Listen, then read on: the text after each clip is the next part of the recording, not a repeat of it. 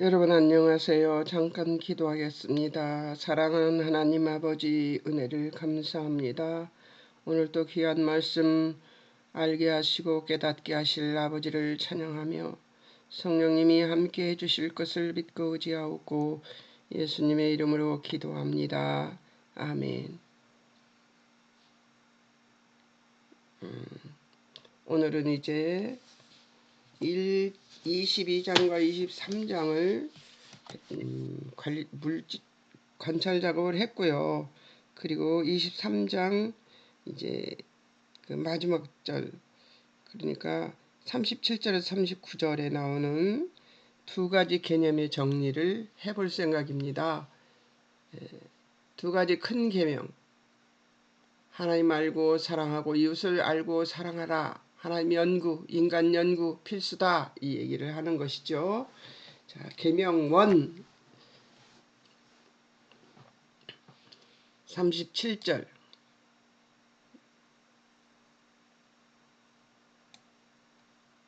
마음, 목숨, 뜻 다해 주 너의 하나님을 사랑하라.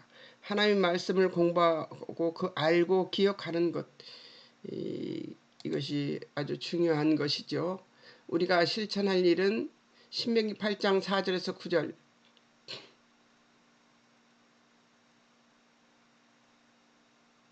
8절 하나님 말씀을 마음에 새기고 먼저 자신이 배우고, 그 다음에 7절 자녀에게 부지런히 가르치고 집에 앉았을 때, 길 갈 때, 누웠을 때, 일어날 때 강론하며 열심히 쉼없이 가르치고,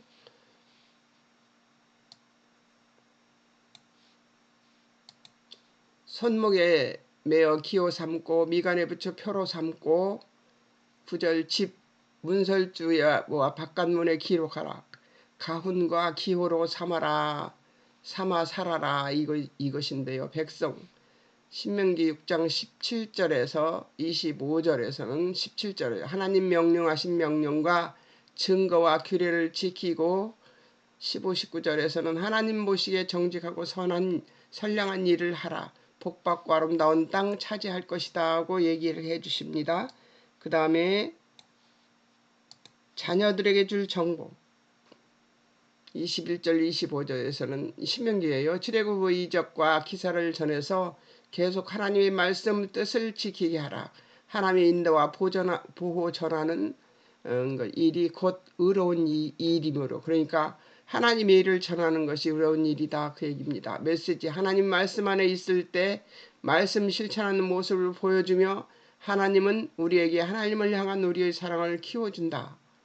그러니까 우리가 하나님 말씀 안에 안 있으면, 제가 요 며칠 많이 아파가지고 코로나에 걸려서 많이 아파서 정말 이 TV에서 나오는 그 말씀을 들어도 안 들리더라고요. 정신이 혼미하니까 그 말씀을 들으면 들을수록 지금 아픈 것만, 자꾸 내 몸이 아픈 것만 생각나지 그 말씀이 안 들리더라고요. 그러니까 그 하나님 말씀 안에 젖어 있는 시간의 그 중요한 이것을 우리는 아팠을 때 느낄 것 같아요. 저는 그랬습니다. 와, 말씀이 안 들리네. 보는 것은 더더욱 못하겠고요. 그래서 와, 근데 속강이 없는, 속강이라고 그러면 전라도 말인데요. 속이 비어있는 수수깡 같은 사람이 되어가는 느낌을 받았어요. 그러니까 하나님 말씀을 매일 연구하고, 또 그래도 말씀을 한마디라도 듣고 이런 시간을 갖고, 또 아침마다 앉아서 진짜 유능하고 유창하게 하는 기도는 아니지만 하나님 앞에 기도하고 그렇게 살던 삶이 갑자기 무너져 버리니까, 수수깡 속에 수수깡이 말라가면 속이 비거든요. 그럼 불을 떼면 깡깡 소리를 내면서 타요. 그게 왜 그러냐면 속이 비어 있으니까 터지는 거예요. 그 공기가 나오면서 소리가 나거든요. 근데 그 수수깡 같았어요.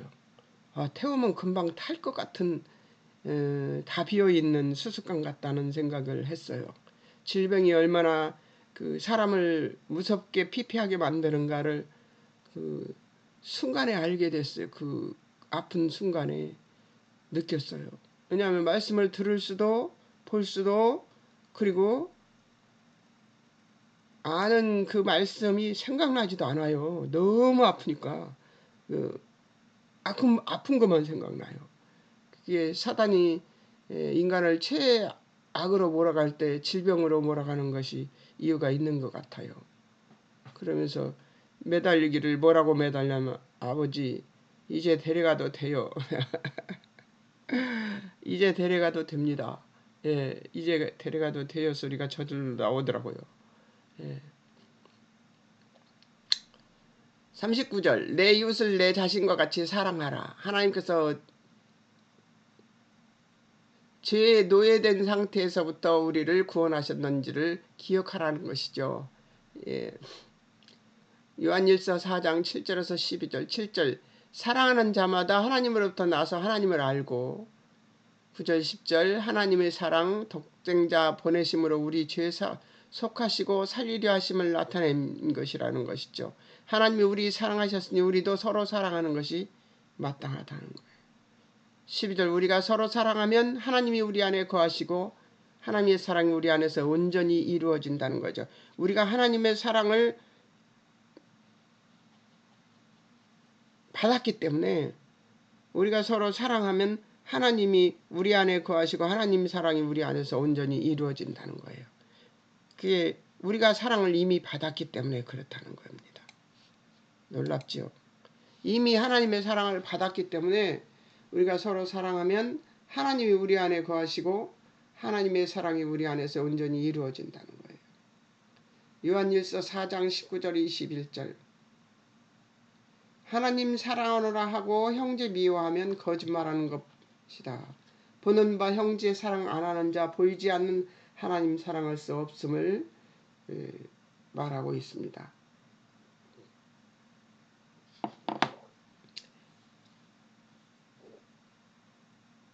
주께 받은 계명 하나님을 사랑하는 자는 또한 그 형제를 사랑하게 된다는 것이죠.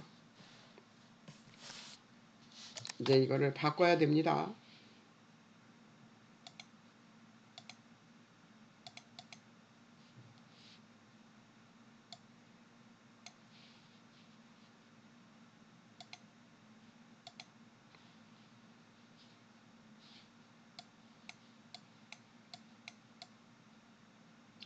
적용점을 제가 어떻게 봤냐면 나는 복음 능력을 항상 기억하는가 외식하는 모습이 되게 없는가 이 두 가지를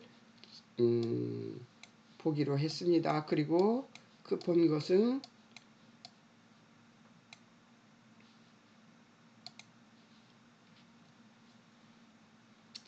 22장의 혼인잔치 비유는 21장의 농부들, 포도원 비유가 연결된 비유입니다.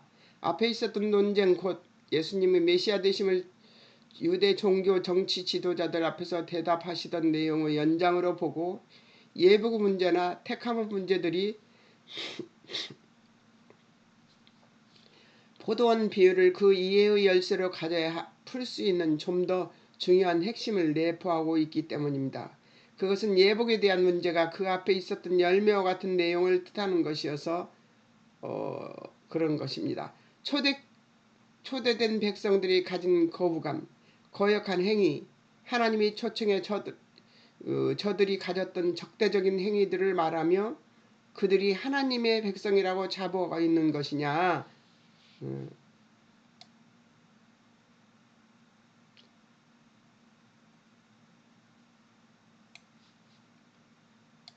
율법과 제사법들로는 하나님 백성을 만드는데 부족하다는 것으로 유대인들의 잘못을 지적한 것인데 그런 차원에서 이 비유들은 다 예수님만이 메시아 되시며 그분을 영접해야만 하나님의 백성이 될 수 있음을 상기시키는 아주 핵심적인 문제를 제시하고 있는 것입니다. 22장의 처음 비유에는 잔치에 들어갈 자격 조건이 나와 있지 않는 것입니다. 닥치는 대로 아무나 데려오라 하시면서 예복을 언급하는데 이 예복은 예수로 그리스도로 말미암아서만 입을 수 있는 것임을 하고 있는 것이라는 거죠. 그러니까 지금 예수 믿는 우리는 예수를 믿기 때문에 우리가 구원받았다고 생각할 수 있어요.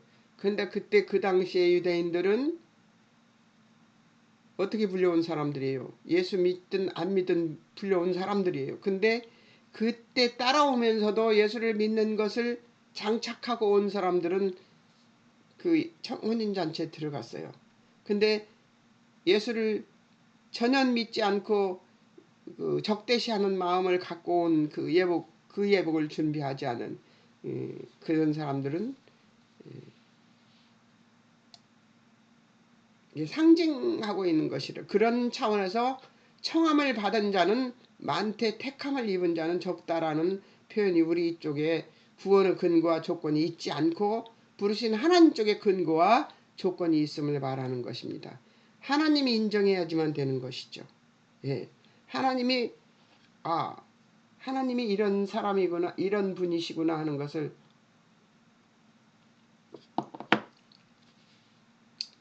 어떻게 인정했어요? 그 아들을 보내셔서 우리를 위해 죽게 만드신 하나님이시다 하는 것을 아는 그 믿음. 그 믿음이 우리에게 장착되어 있어야 된다는 얘기죠. 두 번째, 조세, 부활, 세금 내는 거, 부활, 큰 계명 등의 질문은 유대 지도자들이 예수님을 올무로 잡기로 마음에 작정한 시비인 것이죠. 그들이 그렇게 질문하는 것은 예수님을 시험하기 위해서입니다.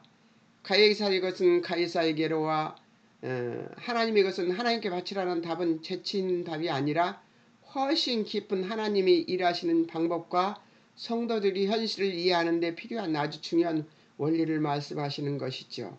로마서 13장 1절에서 7절에서 세상 권세에게 복종하라는 말씀을 쓴 바울의 의도는 저들이 하나님 편을 들거나 하나님 사람들이 아니라 할지라도 권세 잡은 자의 권세가 하나님으로부터 오고 하나님께서 저들을 쓰고 계신다는 측면에서 그것이 하나님의 손길이라는 것을 잊지 말라고 가르치는 것이며, 세상 권세도 하나님께서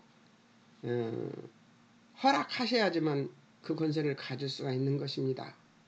그런 의미에서 욥이 당하는 모든 재난과 고난은 하나님의 허락하에 일어나고 있다는 중요한 사실로 보아서 어떤 일도 거룩한 종교의 형태로나 선하고 유익되고 형통한 조건으로 다가오지 않는 그 일들에 대해서도 그 배후에는 하나님의 통치와 손길이 있다는 사실을 잊어서는 안 된다는 것을 우리는 반드시 기억해야 됩니다. 이 세상에 되어지는 일도 모두 하나님께서 그 일들을, 예수 믿지 않는 사람들에게 일어나는 일들도 하나님께서 그 일들을 감당하시고 계신다는 사실이에요.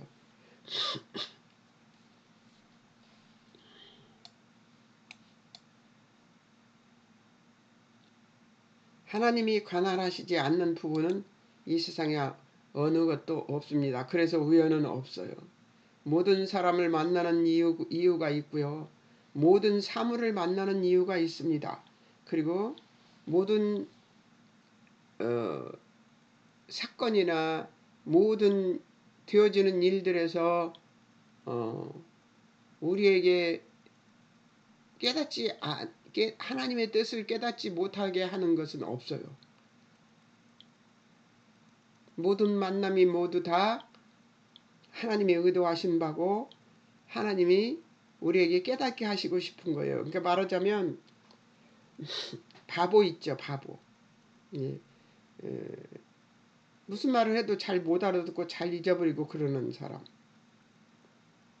그런 사람에게 계속해서 주입시키면서 이건 이렇게 하는 거야. 이거를 100번도 더해서 그 바보가 그것을 기억하게 만드는 것처럼 우리에게 우리 인생에서 되어지는 일들을 가지고 하나님께서 하나님 뜻을 계속 전하고 있는 거예요.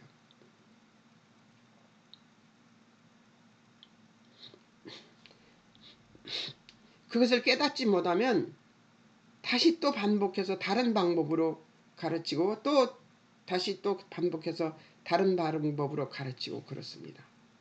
하나님은 그렇게 일하세요. 그러니까 바보를 가르칠 때 우리가 바보를 가르칠 때 느끼는 막막함으로 우리를 가르치는 것이 아니라 언제든지 그 인격이 하나님의 인격이 그 품격이 뭐를 생각하면서 우리를 가르치냐면 이번에는 깨닫게 될 거야. 이번에는 이 아이가 깨닫고 내 뜻을 알게 될 거야. 그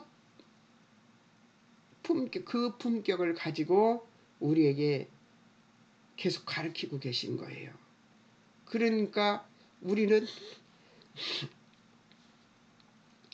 하나님의 존귀한 존재로서 계속 테스트를 받고 있는 시험을 받고 있는 존재이지 하나님이 우리를 미워하거나 우리를 싫어하거나 그런 말을 쓰는 사람들을 봤어요.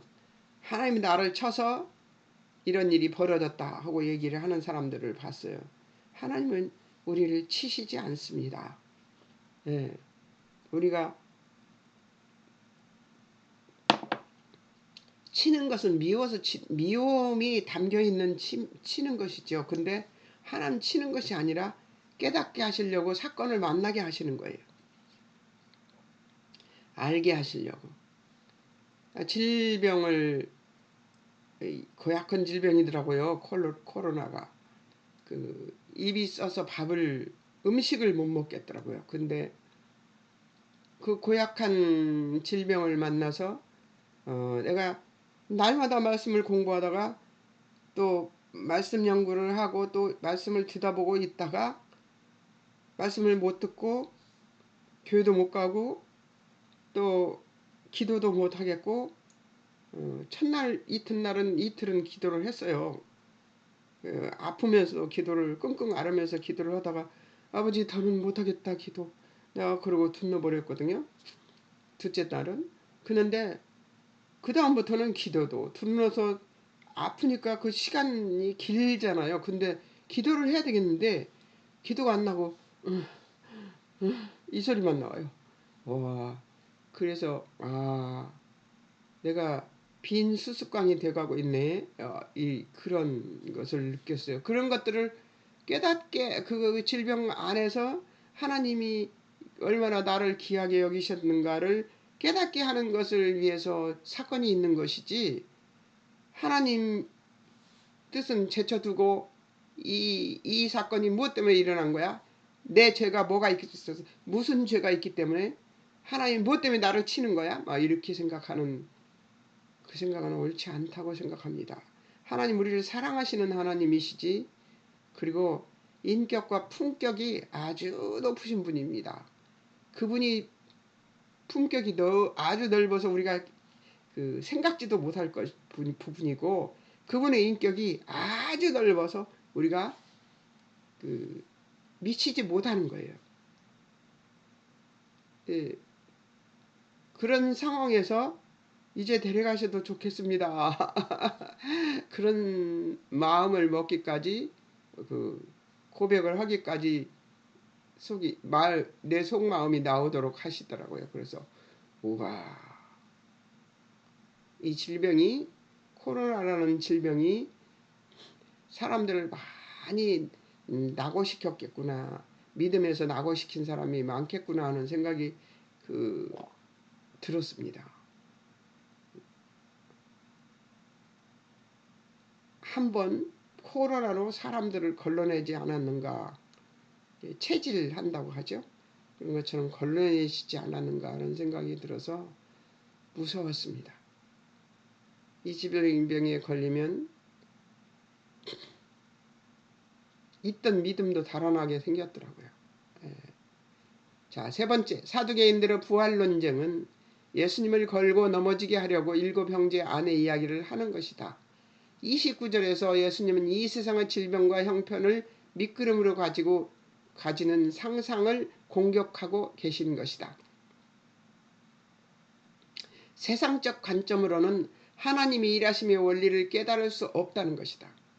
율법서의 큰 계명 질문은 계명을 정신으로 이해하지 못하고 이것을 규칙으로 생각했기 때문이다.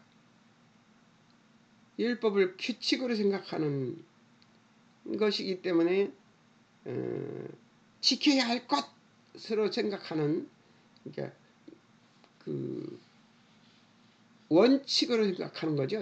원칙. 인간이 사는 원칙으로 생각해 버리는 거죠.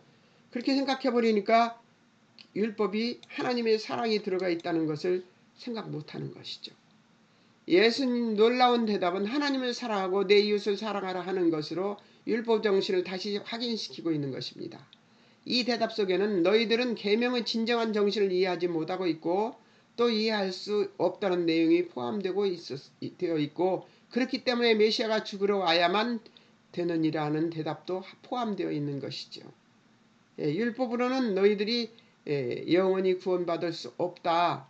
이것을 알려주기 위해서도 예수님이 오셔야 했던 것이죠. 지금 율법이 강조했던 것은 하나님께서 어떤 분이시고 우리에게 무엇을 원하시는가 하는 것으로 제시하면 우리가 그것을 규칙으로 삼기 이전에 그것을 지킬 수 없는 자리에 있다는 것을 확인해야만 했던 것이죠. 우리는 율법은 우리의 죄성을 확인하는 것입니다. 그 도구에 확인하는 도구. 우리가 지킬 수 없다는 것을 확인하는 도구예요. 우리가 하나님의 뜻대로 살 수 없다는 것을 확인하는 그 도구로 사용되었던 것이죠. 율법을 지키려고 하니까 안 된다고 하나님께 고백할 수 있어야 된다는 것이에요. 그 도구로 하나님께서 율법을 만든 것인데 그 율법을 지켜야만 아버지가 원하는 사람이 될 수 있다고 생각하는 그들의 생각이 잘못되었던 것이죠.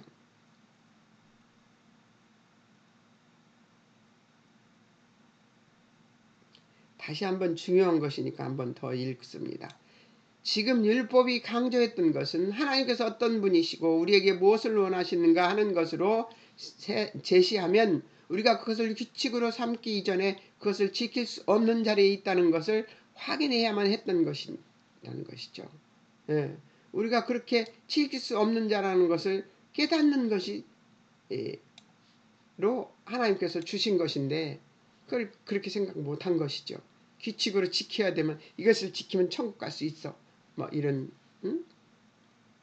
그리고 우리는 이것을 지키기 때문에 월등한 백성이야. 선민이야. 이렇게 나온 거죠. 지키지도 못하면서.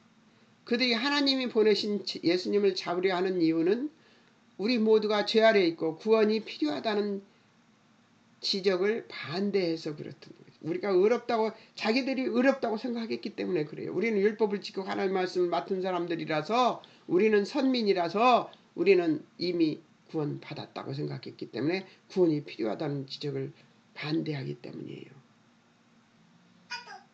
구원 얻는 것을 원치 않으며 자기 자랑을 앞세워 자신들의 완전함과 무음함을 자랑하고 싶은 생각에 하나님의 은혜와 구원의 필요성마저도 거절하는 자리에 가 있는 것입니다. 우리는 무음하다. 우리는 선민이다. 그걸 자랑하고 싶은 거죠. 율법의 정신은 내가 남에게 대접을 받고 싶은 대로 그대로 남에게 해주는 것이며 사랑 외에는 그렇게 할 수 있는 것이 없고 거듭나지 않은 죄인으로서는 죽었다 깨도 할 수 없는 일이다. 예수님이 그것을 알기를 원하셨던 것임을 우리는 반드시 기억해야 할 것입니다. 율법은 죄를 깨닫게 하시는 도구예요. 그리고 율법은 우리가 그것을 지킬 수 없다는 것을 깨닫고 하나님 앞에 고백하고 하나님 앞에 우리는 어떻게 하면 좋습니까? 고백할 수 있는 사람들이 되어야 되는데 반대로 가버린 거죠.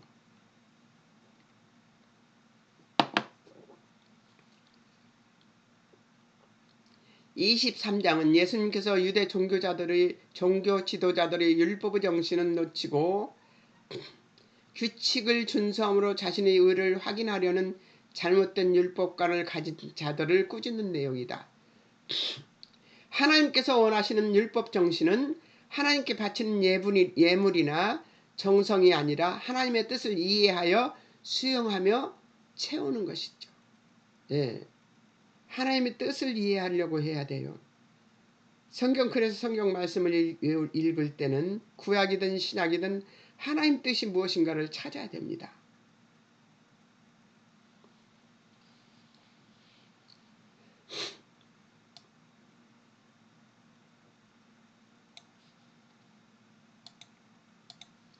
율법의 내용을 제대로 이해하지 못하면 율법주의로 흐를 수밖에 없는 것이다. 예수님 믿는 성도가 되면 존재가 다른 것입니다. 그것은 마치 어둠 속에 밝힌 촛불 같고 등불 같은 것입니다. 빛 앞에 어둠을 힘을 못 쓰는 법입니다. 생명을 가지고 하나님을 닮은 거룩한 존재로 우리 신앙에 채워져 있어야 하는 것이죠. 예수님이라는 생명으로. 생명과 사망은 이 세상 법칙에서는 사망이 이기겠지만 하나님 나라에서는 생명이 사망을 이깁니다. 왜요? 생명은 영생을 주는 빛을 바라지만 세상 법칙은 사망하러밖에 못 가죠.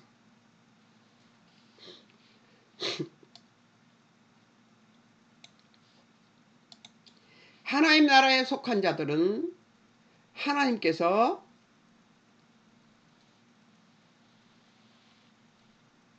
이들을 위하여 하나님 앞에서 범죄한 자들을 위하여 그 아들을 보내신 사랑, 자비, 긍휼을 소유한 것입니다.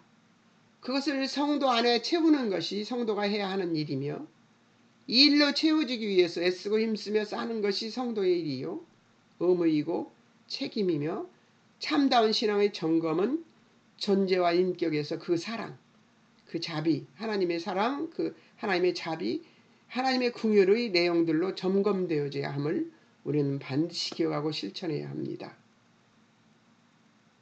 내가 하는 일이 성도를 향해서, 같은 성도들을 향해서, 이웃을 향해서도 내가 하나님의 사랑이어야 되는 것이죠. 하나님이 자비해야 되고 하나님이 긍휼이어야 되는 거예요. 하나님의 사랑과 하나님의 자비, 하나님의 긍휼은 뭐예요? 무엇을 바라지 않아요? 보상을 바라지 않습니다.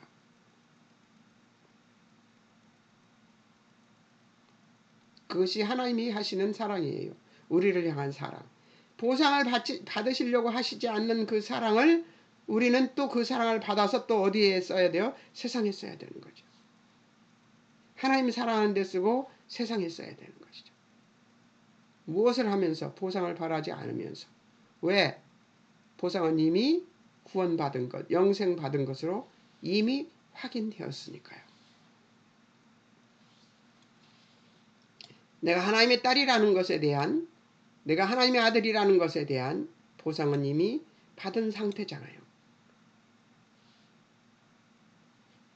예수님은 지도자들이 하나님의 뜻을 제대로 이해하고 그 뜻에 순종하고 있다면 어떻게 하나님께서 보내신 아들인 나를 반대할 수 있느냐. 나를 반대하면서, 아들인 나를 반대하면서 하나님의 올바른 백성이라는 주장이 가당하냐. 그런 뜻이거든요. 그런 지적을 하십니다. 그런데 저들은 신자된 정당함을 무엇으로 확인하느냐 하면 다른 사람들과 비교함으로 확인했던 것이죠.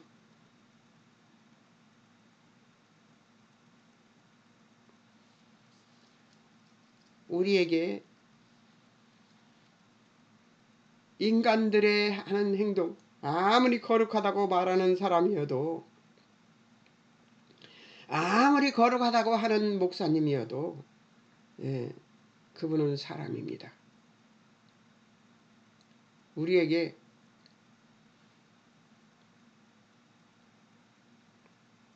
의의는 없습니다. 그저 하나님의 뜻을 따라 살면서 사랑을 실천하는 것에 간혹 그 의를 나타내는 때가 있기는 하죠. 아주 없는 것은 아닙니다. 그러나 내가 성령 충만하고 그 목사가 성령이 충만하고 그 성도가 성령이 충만하는 순간에 하나님께서 그 능력을 발휘할 수 있도록 하죠. 그 순간입니다. 그가 가지고 있는 은혜는 없습니다. 이것을 감안하면 목사를 숭상하지 않습니다. 예, 숭상할 필요가 없어요. 하나님을 숭상해야죠. 그런데 저들은 신자된 정당함을 무엇으로 확인했냐 하면 다른 사람과 비교함으로 확인했습니다. 다른 사람은 실수와 비교하여 나는 그런 실수나 잘못이나 그런 어리석은 짓거리를 안 했다고 본인을 확인하는 식의 근거를 가지지 말고 하나님 말씀과 요구를 근거한 기준으로 자신을 하라는 이것이 예수님이 지적인 것입니다. 하나님 말씀에 비춰 내가 옳은가? 내가 그른가? 근데 하나님 말씀을 제대로 아는 것도 굉장히 어렵지만서도 하나님 말씀을 제대로 안다 하더라도 그 말씀대로 실천하면서 사는 것 굉장히 어렵습니다. 그렇다고 해서 실망하라는 것은 아니에요. 우리가 하는 최선의 그 선을 하나님께서는 굉장히 큰 선이고 큰 의로 받아주십니다. 이것이 하나님의 인격의 품격이에요.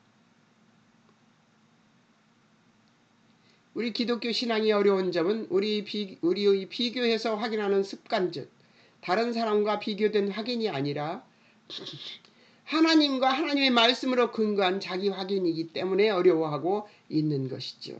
예, 하나님과 하나님의 말씀으로 근거한 자기 확인이 필요한 것이죠.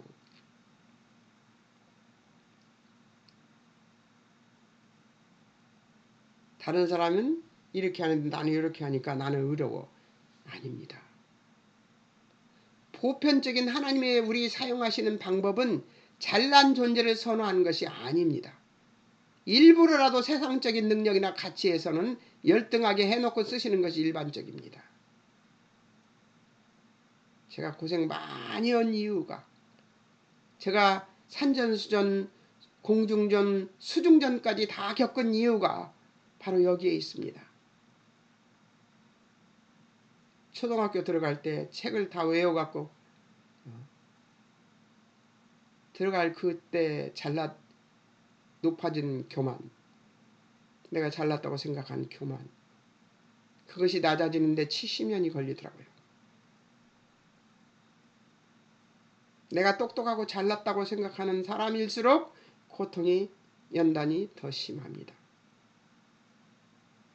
그게 하나님의 원리예요. 그러니까 여기서 하나님이 우리 사용하시는 방법은 하나님이 보편적인 하나님이 우리 사용하시는 방법은 이게 아주 중요한 말입니다. 잘난 존재를 선호하는 것이 아니라 일부러라도 세상적인 능력이나 가치에서는 열등하게 해놓고 쓰시는 것이 일반적입니다. 그게 대표적인 예가 접니다. 8살 때부터 성폭행이라는 그 고난을 겪게 하시면서 거기서부터 제 인생이 곤두박질 쳤습니다. 거꾸로 사는 거예요. 하나님 뜻대로 사는 게 아니라 내 뜻대로 사는 거죠. 그리고 제가 잘난 것은 전혀 변하지 않았었어요. 제가 의로운 것도 전혀 변하지 않았어요.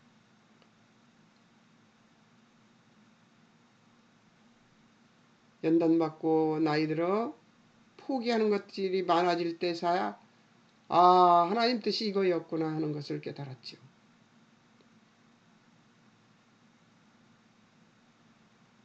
뭐 중간중간에 많이씩 턴이 있었죠. 조금씩 변해지는 제가 있었죠.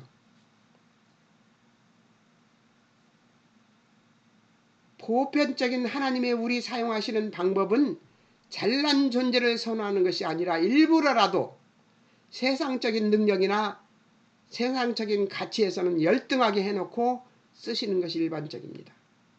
하나님의 사람을 쓰는 하나님의 방법은. 그러니까 빨리 엎드려서 아버지,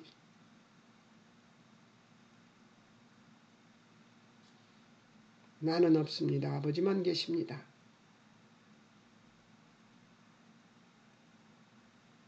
나는 티끌과 같습니다. 소리가 나와야 됩니다. 왜냐하면 우리에게 채우시려는 것들은 세상의 것들과 다르다는 것을 증명하시기 위해서라는 것임을 우리는 반드시 기억해야 됩니다. 하나님이 우리에게 채우려고 하는 것은 세상 것들과 같은 영화나 그 존귀나 명예나 이딴 것이 아니에요. 우리에게 하나님이 채우려고 하는 것은 무한한 하나님의 사랑의 뜻을 품는 것입니다. 하나님을 알면 알수록 사랑이 많아지는 것입니다. 그게 우리들의 변화입니다. 예수 믿는 변화.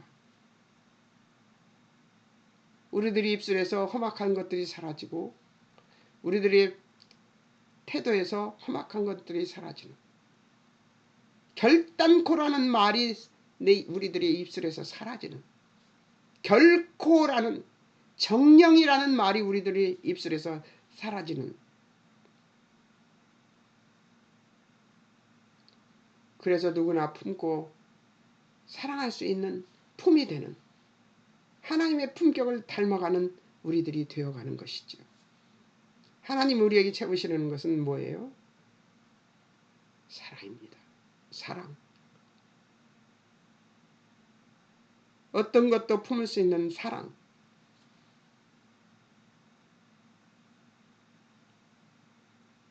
우리에게 채우시려는 것들은 세상의 것들과 다르다는 것을 증명하시기 위해서 하나님은 우리에게 연단의 고난을 주시는 것이죠. 아버지의 품격과 인격은 우리가 생각하는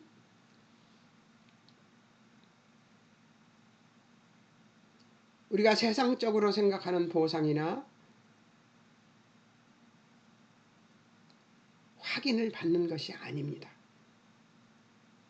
저 사람은 이렇게 못하는데 나는 이렇게 하니까 나는 의로워. 그런 것이 아닙니다. 극히 개인적이에요. 하나님은 극히 한 명 한 명을 이 세상에 아무도 없고 나 혼자만 있는 것처럼 사랑하십니다.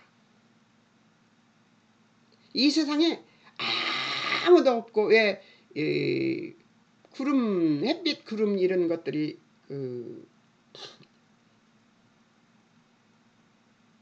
비가 왔다가 갯날이라든가 아니면 구름이 많은 하늘에 햇빛이 이 구름 사이로, 구름이 없는 사이로 쫙 내리비칠 때가 있습니다.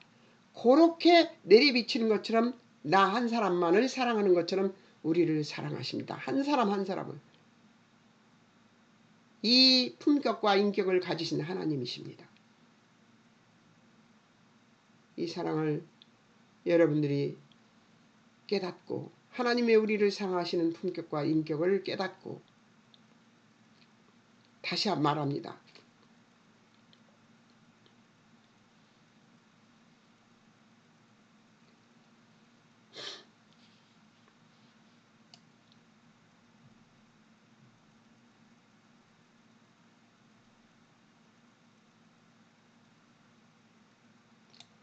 우리 기독교 신앙이 어려운 점은 우리의 비교해서 확인하는 습관, 즉 다른 사람과 비교된 확인이 아닙니다. 하나님과 하나님이 말씀으로 근거한 자기 확인이기 때문에 어려워하고 있는 것이죠. 하나님과 하나님의 말씀으로 근거한 우리의 확인, 우리 자신의 확인이기 때문에 어려운 것입니다. 제가 그래서 70이 먹도록 어려워했던 것이죠. 보편적인 하나님의 우리 사용하시는 방법은, 잘 들으십시오. 하나님이 우리를 사용하시는 방법은 잘난 존재를 선호하시는 것이 아닙니다.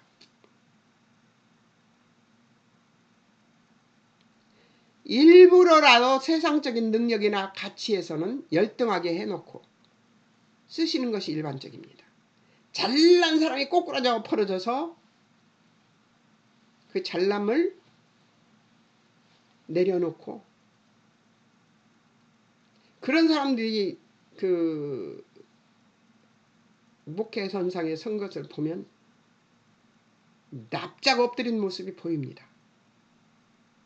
왜냐하면 우리에게 채우시려는 것들은 세상의 것들과 다르다는 것을 증명하시기 위해서 그러는 거예요. 세상의 가치, 세상의 도덕적 환급률, 세상의 명예, 세상의 존귀, 세상의 존엄 이런 것들이 다 가치가 없어요. 하나님의 존엄, 하나님의 가치, 하나님의 존귀, 하나님의 명예, 하나님의 영광 이런 것들은 다 다릅니다. 세상 것과. 난 이것을 여러분들이 알았으면 좋겠습니다. 이것을 깨닫고 제가 얼마나 울었는지 모릅니다.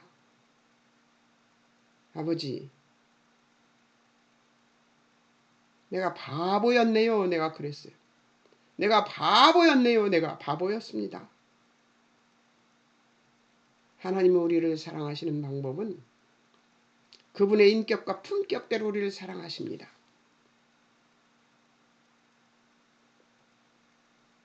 바보된 것을 기뻐하시는 여러분 되셨으면 좋겠습니다.